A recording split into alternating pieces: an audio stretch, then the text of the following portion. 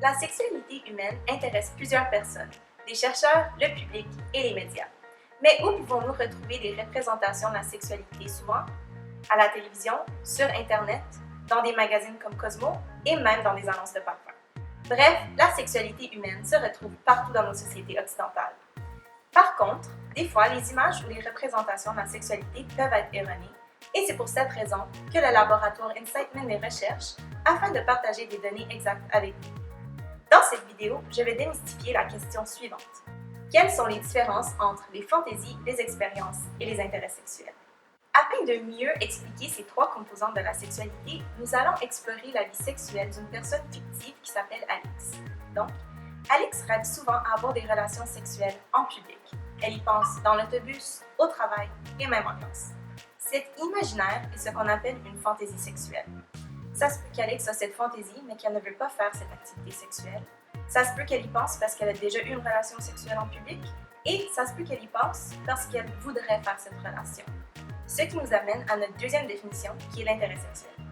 Donc, l'intérêt sexuel, c'est quelque chose qu'on aimerait faire, c'est une motivation.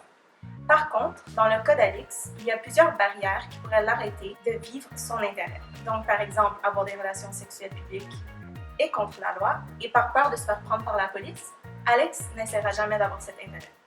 Plusieurs barrières dans la vie réelle peuvent arrêter les individus d'explorer leur intérêt sexuel. Ça peut être la peur d'attraper une maladie sexuellement transmissible et même la peur de se faire rejeter par un partenaire. Mais si Alix met de côté la barrière qui est de se faire prendre par la police, on arrive à notre dernière définition qui est l'expérience sexuelle. Donc, l'expérience, c'est ce qu'une personne a vécu, c'est ce qu'elle a fait. Alors, si Alix a eu cette relation sexuelle en public, on arrive à l'expérience.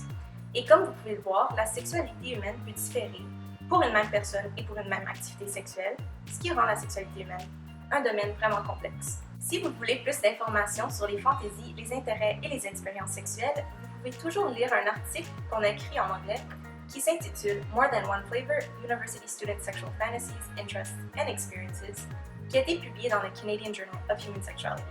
Mais si vous voulez plus d'informations sur notre laboratoire ou nos autres publications, vous pouvez consulter notre Instagram @InsightLabUottawa, notre page Twitter @UOInsight et notre site web. Merci pour votre écoute.